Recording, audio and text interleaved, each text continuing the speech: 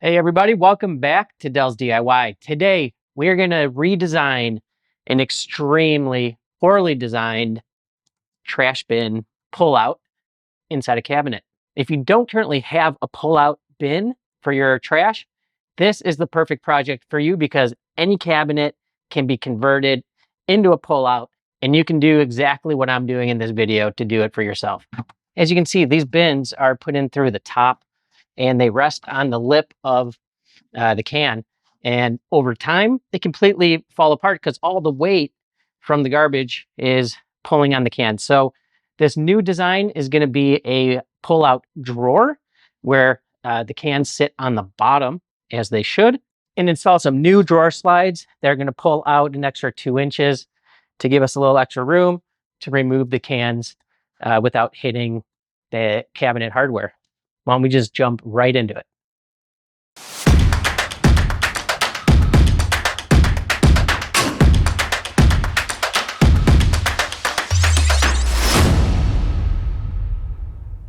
We're only going to be using 3 types of wood in the project. A 3/4 inch plywood we're going to be using for the 4 sides, 1/2 inch plywood for the bottom. Normally I would use a 1/4 inch plywood for the bottom of a drawer. I don't have any on hand. I didn't want to go out and buy some just for this, but also because the cans are going to be sitting on top of that. And when filled, they can be pretty heavy. So I actually think 1/2 inch is going to work out best. Then we're going to be using hard maple for a face frame that's actually going to go on top surrounding the cans.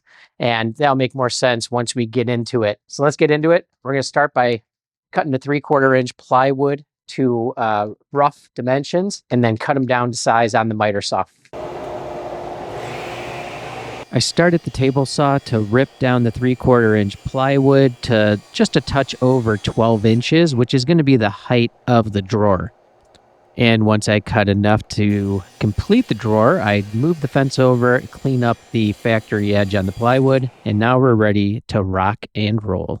I like to make the depth of my drawers to be roughly the same length as my drawer slides, and in this case, that's 22 inches. So to cut the front and the back of the drawer, they're going to be inset. So this is the side, this is the front and the back. It's going to be inset between the 2 sides. In order to get that right dimension, we have to take into account the thickness of the wood times 2, because you have 2 sides. The drawer slide widths or thicknesses, which these are exactly 1/2 inch. So really it's the inside cabinet width minus 2 times your plywood thickness and 2 times your drawer slide thickness. And that will give you the perfect size middle piece, front and back piece of your drawer. And here is proof that 3/4 inch plywood actually is not 3/4 inches. And here I'm taking a measurement of both of the drawer slides and 2 pieces of the thickness of the drawer box. I subtract that amount from the drawer width and make the cut on my miter station. Now we need to get prepared to make the rabbet in the bottom of all 4 sides because the bottom of the drawer is going to be inset into the bottom of the drawer box.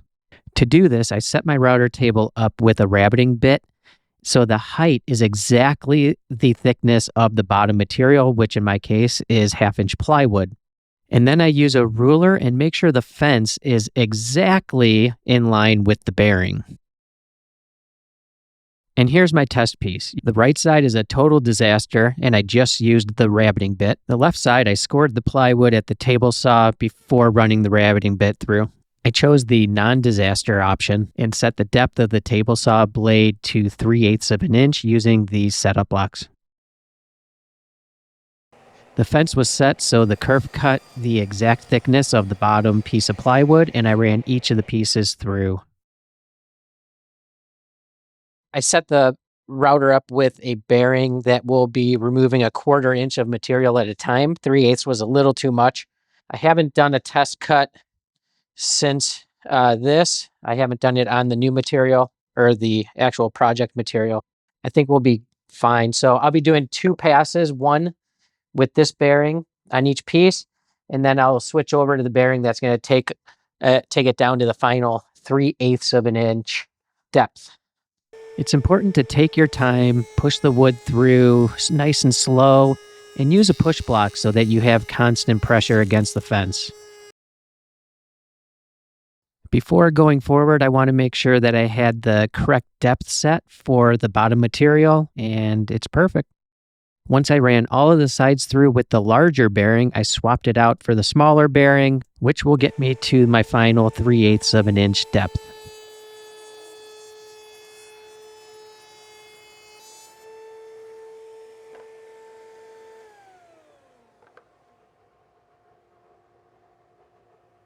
And once again, I do a test fit just to make sure, and everything looks great.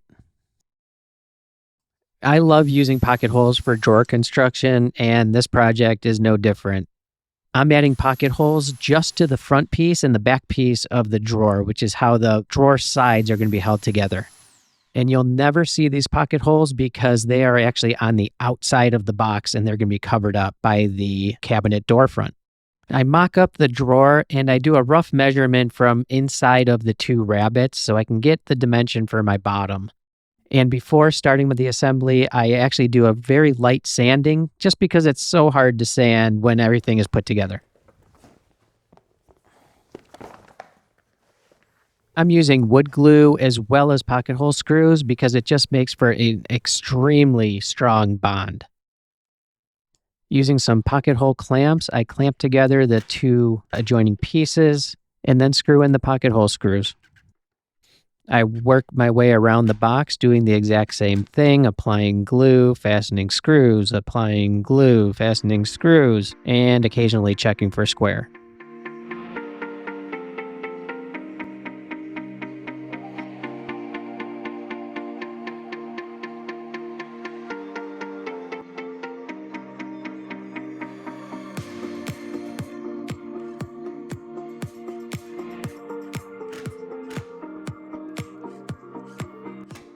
Now, checking for square isn't my last priority, but I knew that I was going to follow up with using these corner squares from Rockler right before I attached the bottom.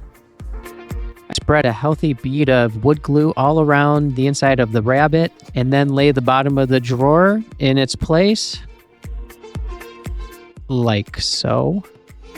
A little tap, tap, taparoo. And then finally, I put a couple brad nails in both of the ends.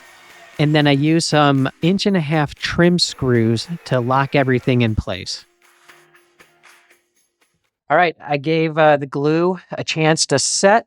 And now the final step that is left to the build, besides applying a coat of finish, is I'm going to use some hardwood. This is hard maple to put on the top of the drawer box. It's actually going to be covering up the exposed edges of the plywood, but also it's going to provide a little more support for the cans to take up some of this extra play that's left in the drawer box. Since these cans are tapered and I didn't bring it all the way up to make it a perfect fit. And then the last piece, there will be a piece that goes here in the middle to keep the cans separate and from banging into each other. Let's do it. Since I'm using rough cut maple, I have to use a planer to clean up the surfaces. If you don't have a planer, don't worry because you can buy pre-surfaced hardwoods at most of the big box stores, especially maple. Now that the sides are perfectly cleaned up, I move over to the table saw and cut the face frame pieces to the correct width. Now, I highly recommend, if you don't already have a thin rip guide, like the silver tool I'm using on my table saw, go check them out. I have a link in the description to the one that I'm using here.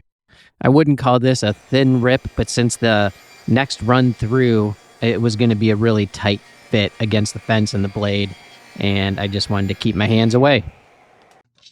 All right, now that we have the hardwood milled up and ready to go, all I'm going to do is work my way around the box, make marks at the correct lengths.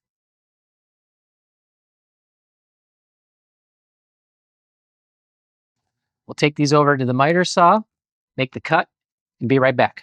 And now I just want to align them flush with the edge of the board. And I'm just going to make a mark right here and right here. Then what I like to do is I just line this up with my mark,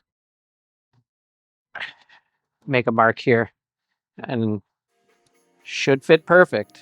Fingers crossed. And I'll do the same on the opposite side.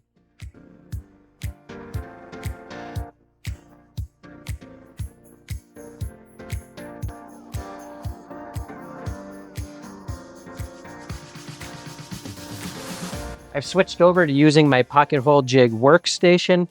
You haven't seen this video, there is a full build video on my channel. I'll link it below.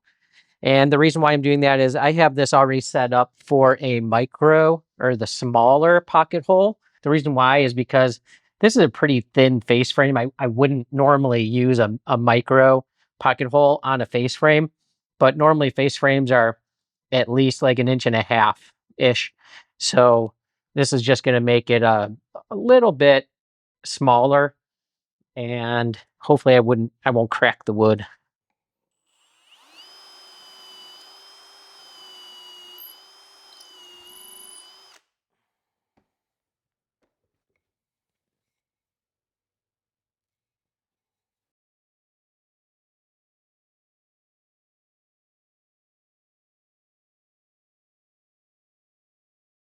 They do a pretty good job of keeping the faces flush to each other and limit the movement. Just a tidbit of help there. I added a little square here to keep it square, because one of these boards had a little bit of tension in it and it kept wanting to twist out. And so just put that there. I'm going to let it dry like this. I'm going to sand it now and clean up some of those edges. When you do this, you don't want to sand with your dust collection on, because you want the sawdust to go into the joint.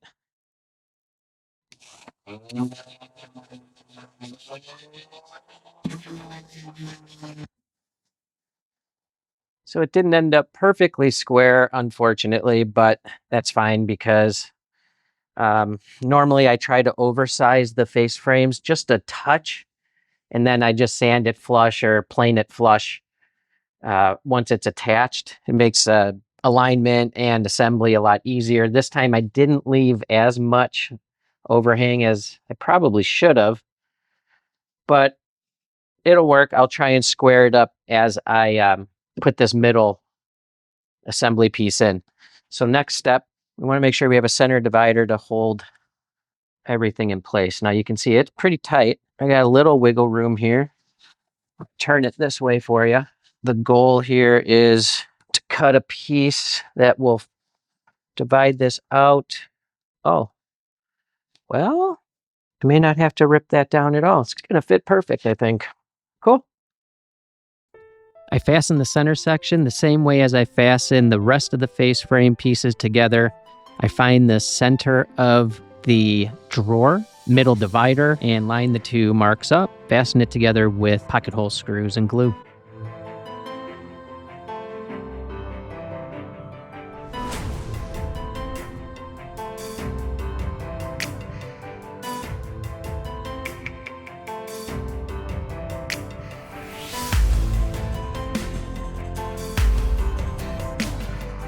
I'm using a clamp here just to make sure the middle piece doesn't move when I'm screwing in the pocket hole screws.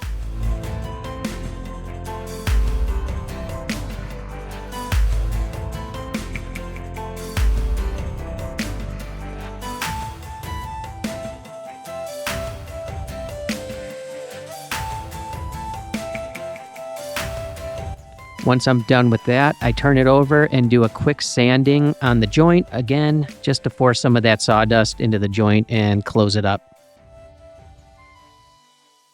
All right, we got this all glued up. It's assembled. And now the last thing to do is attach it. I'm going to just glue it and clamp it, let it dry for like an hour or two. And then I'm going to come back and put a clear coat on. Since I'm not using any fasteners to hold this face frame on, I want to make sure I have a nice even coat of glue all the way across this edge, and then clamp it down nice and tight. It's going to be plenty secure. And yes, I used a clamp or two or a lot of clamps. I ended up using 3 coats of this satin poly just to make sure I had a nice solid finish, which would keep any stains from getting through into the wood. And finally, I'm ready to get rid of this garbage, pun intended, and remove the old slides because I'm going with a pair of slides that are 2 inches deeper. I'm using some scrap boards just as a spacer for the drawer to sit on. And then on the sides to install the drawer slides, I cut a piece of plywood, again as a spacer, but for the drawer slide installation. And here's a little tip. On drawer slides, you'll see these elongated vertical and horizontal holes. If you use those holes, you can still move the slide in and out or up and down just a touch before you actually put the screw in the hole. This is helpful because I want the front of the drawer slide exactly flush with the front of the cabinet face.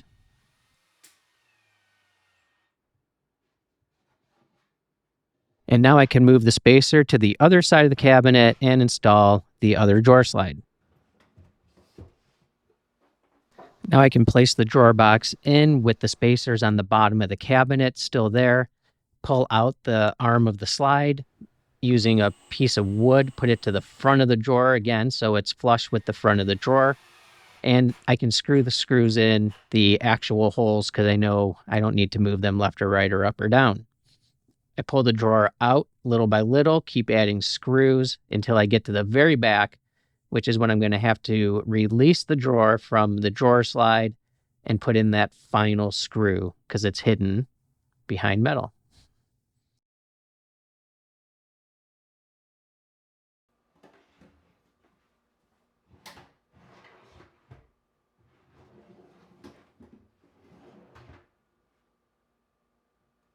And of course, I have to just touch the face because it's just so darn smooth and beautiful, and I admired my own work. Just kidding. And finally, I need to install the cabinet door face to the drawer. And here is a super handy tip. If you don't have handy shims, go to the link below and buy them because they're amazing. I taped the handy shims to 2 sides, giving me the exact reveal that I wanted in each of the locations. And then using double stick tape on the drawer front, I align the door, push it snugly in place, very carefully pull it out without pulling the door off of the drawer, and then screw it in from the inside using normal screws. And the project is now complete. Well, everyone, I hope you liked the video. I have to say, I am very happy with how it turned out. It just looks great. It's super heavy duty. It's solid. The new drawer slides really add the extra extension that I needed to get the cans out from the hardware. And overall, these are going to last forever. So if you enjoyed the video, please consider subscribing. I would really appreciate your support. And I have a lot of good videos to come. Stay tuned, and I'll see you on the next one.